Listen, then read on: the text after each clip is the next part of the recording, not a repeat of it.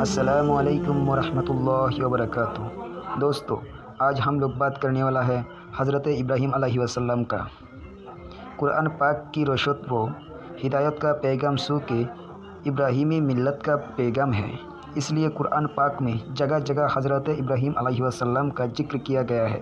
جو مکہ مدینہ دونوں قسم کی صورتوں میں موجود ہے، یعنی 35 صورتوں کو 63 آیتوں میں حضرت ابراہیم علیہ السلام کا ذکر ملتا ہے۔ تاریخ اور تورات دونوں حضرت ابراہیم علیہ السلام والد کا نام تاریخیں بتاتی ہے، اور قرآن پاک کی اعتبار سے حضرت ابراہیم علیہ السلام کی والد کا نام آزر ہے۔ اس سلسلے میں علماء تفسیر لکھنے والے، مغربی مستشرقوں اور تحقیق کرنے والوں نے بڑی بڑی لمبی بحثیں کی ہے، لیکن ان میں اختیار کی گئی ڈنڈے باتیں ہیں، اس لیے کہ قرآن مجید نے جب کھول کر آزر کو اب ابراہیم علیہ السلام کا باپ کہا ہے، تو پھر انصاف کے علماء اور بائبل کی تخمینی اٹکلوں سے متاثر ہو کر قرآن مجید کی یقینی تعبیر کا مجازہ کہنے یا اس سے بھی آگے بڑھ کر قرآن مجید میں قواعد کی باتیں ماننے پر کون سے شعر اور حقیقی ضرور مضبوط کرتی ہے۔ صاف اور سیدھی راستے یہ ہے کہ جو قرآن مجید میں کہا گیا اس کو مان لیا جائے، چاہے وہ نام ہو یا لقب ہو۔ حضرت ابراہیم کی حالت کے ساتھ ان کی بھتیجی حضرت لوط علیہ السلام اور ان کی بیٹی حضرت اسماعیل علیہ السلام اور حضرت اسحاق علیہ السلام کی واقعات بھی وابستہ ہے۔ ان تینوں پیغمبروں کی تفصیلی حالات ان کی تذکروں میں بیان کی گئی ہے، یہ صرف حضرت ابراہیم علیہ السلام کی حالت کے تحت کہیں ذکر آئے گا۔ حضرت ابراہیم کی شان کی اس عظمت کے پیش نظر جو نبیوں اور رسولوں کے درمیان اس کی حاصل ہے، قرآن مجید میں ان کی واقعات اور الگ الگ دلیلوں کے ساتھ جگہ جگہ بیان کیا گیا ہے۔ ایک جگہ پر اگر تھوڑی میں ذکر ہے تو دوسری جگہ تفصیل کی تذکرہ کیا گیا ہے، اور کچھ جگہوں پر ان کی شان اور خوبوں کے سامنے رہ کر ان کی شخصیت کی نمایاں کیا گیا ہے۔ تورات یہ بتاتی ہے کہ حضرت ابراہیم علیہ السلام عراق کی کربا اور کی باشندے تھے اور اہل فحان میں سے تھے، اور ان کی قوم بت پرستی تھی، جبکہ انجیل میں صاف لکھا ہے کہ ان کے والد نظارے کی پیشہ کرتے اور اپنے کام کے الگ الگ قبیلے کے لیے لکڑی کی بت بناتے اور بیچا کرتی تھی، مگر حضرت ابراہیم علیہ السلام کو شروع ہو سے حق کی بصیرت اور روشت و ہدایت عطا فرمائی، اور وہ یہ یقین رہتے تھے کہ بت نہ دیکھ سکتی ہے، نہ سن سکتی ہے، اور نہ کسی کی پکار کا جواب دے سکتی ہے، اور نہ نفع و نقصان کا ان سے کوئی واسطہ ہے، اور نہ لکڑی کے کھلونے اور دوسری بنی ہوئی چیزوں کو اور ان کے بیچ کوئی فخر اور امتیاز ہے۔ وہ صبح و شام آنکھ سے دیکھتی تھی کہ ان بیجان مورتیوں کی میرا باپ اپنے ہاتھوں سے بناتا اور گڑھتا رہتا ہے، اور جس طرح اس کا دل چاہتا ہے ناک کام دیتا ہے، تو کیا یہ خدا ہو سکتی ہے، یا خدا جیسا یا خدا کی برابر ہو سکتی ہے؟ نعوذ باللہ۔ حضرت ابراہیم علیہ السلام نے جب یہ دیکھا کہ قوم بت پرستی، ستارستی اور مظاہر پرستی میں اور اس کی ایک ہونے اور صمد ہونے کا تصور بھی ان کی دلوں میں باقی نہ رہا، اور اللہ کی ایک ہونے کی عقیدے سے زیادہ کوئی تعجب کی بات نہیں رہی،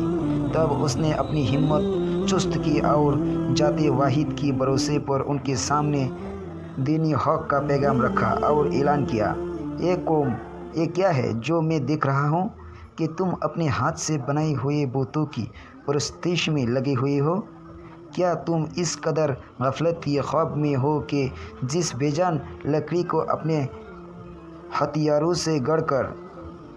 مورتیاں تیار کرتی ہو، اگر وہ مرض کے مطابق نہ بنے تو ان کی توڑ کر دوسری بنا لیتی ہو، بنا لینے کے بعد پھر انہیں کو پوجنے اور نفع نقصان کا مالک سمجھنے لگتے ہو؟ تم اس خرافات سے باز آ جاؤ، اللہ کی توحید کے نظم گاؤ اور اس ایک حقیقی مالک کے سامنے سر نیاز جھکاؤ جو میرا، تمہارا اور کل کائنات کا خالق و مالک ہے۔ मगर कौम ने उसकी आवाज़ पर बिल्कुल ध्यान न धरा और चूँकि हक सुनने वाले का और हक दिखने वाले निहाक से महरूर थी, इसलिए उनसे जलीलुल क़द्र पैगंबर की दावत हक का मजाक उड़ाया और ज़्यादा से ज़्यादा तमरूद व सरखुशी का मुजाहर किया। हज़रत इब्राहीम अलैहिस्सलाम देख रहे थे कि शिरक का सबसे बड़ा मरकज़ खुद उनकी अपने घर में कायम है और आजर की बुत परस्ती और बुत साज़ी पूरी कौम के लिए एक दूरी बनी हुई है।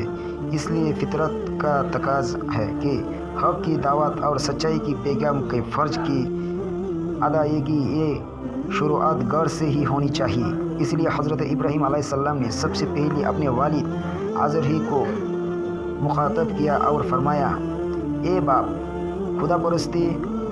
और मरफती इलाही की लिए जो रास्ता तूने अपनाई है और जिसे आप बाप दादा